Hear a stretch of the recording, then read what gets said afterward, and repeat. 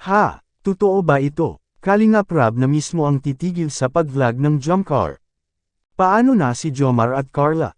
Siya pala ang dahilan, yan ay sama-sama nating tutukan mamaya mga kalingap. Pero bago ang lahat, maligayang pagbabalik sa aking YouTube channel Reacts TV Official.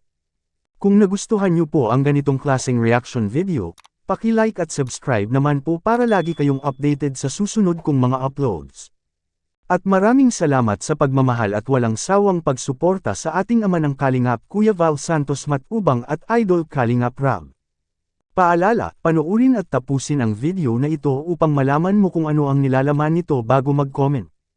Ngayon balik tayo sa topic, Jomar at Carla ang pinakamalakas na love team sa taong ito. Ang Jomcar, sila na ang laging inaabangan ng mga Jomcar fanatics, lalo na ang ating mga magigiting na kababayan na OFW. Ang Jomcar kasi ay tulad rin ng EDSA serye ang siyang pangpatanggal ng stress lalo na sa mga matatanda, ay siyang nagbibigay buhay sa kanilang gawain araw-araw ang serye ng Kalingap. Jomar at Carla ang sigaw ng mga taga-Jomcar fanatics.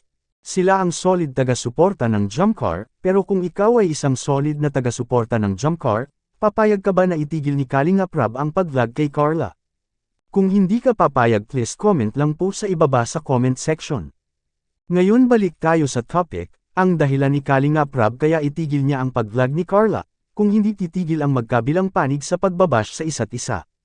Sabi ni Idol Rab ay lahat one Kalingap, one family. Dapat walang gulo at walang awayan sa community, kung saan man kayo na belong na community, ang lahat ay sakop pere ng Kalingap. Dapat manahimik na lang kung hindi alam ang storya, ayaw ni Idol Rab na ikumpara siya sa kanyang ninong Pugong Biyahero, dahil magkaiba sila ng diskarte sa buhay. Hindi pong huwag po tayong mag-away-away, lahat po yan ay matawag dyan. Lahat po yan ay one Kalingap, di ba? One Kalingap, one family. Ayan.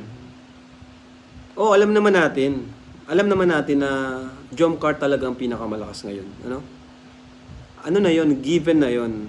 Diba? Pero wag na natin ipamukha na mas magaling tayo, ganun. Kasi ang pangit po niyan yung alam nyo na ngang malakas ang Jomcar tapos pinamumukha nyo pa. Humble lang po tayo kasi ano po niyan, maapektuhan niyan si Carla at si Jomar, 'di ba? Baka magalit sa kanyang ibang supporters, siya yung sisiraan, 'di ba? Kaya kung may sasabihin tayong mali or kung may pangit tayong sasabihin, mas better na maging tahimik na lang tayo.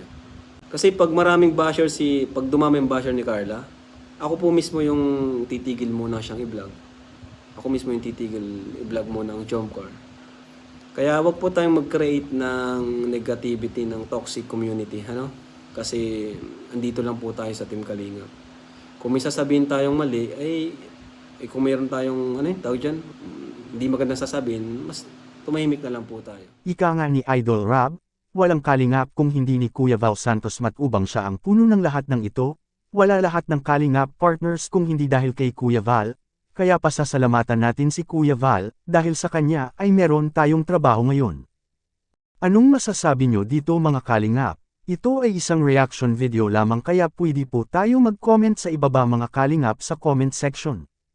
At lagi ko rin itong babalik-balikan na lagi po nating suportahan si Idol Kalingap Rab sa kanyang mga vlog, dahil dito kinukuha ang mga gastusin, tulad ng pabahay, mga allowances sa mga beneficiaries at mga sahod sa ating mga K-boys.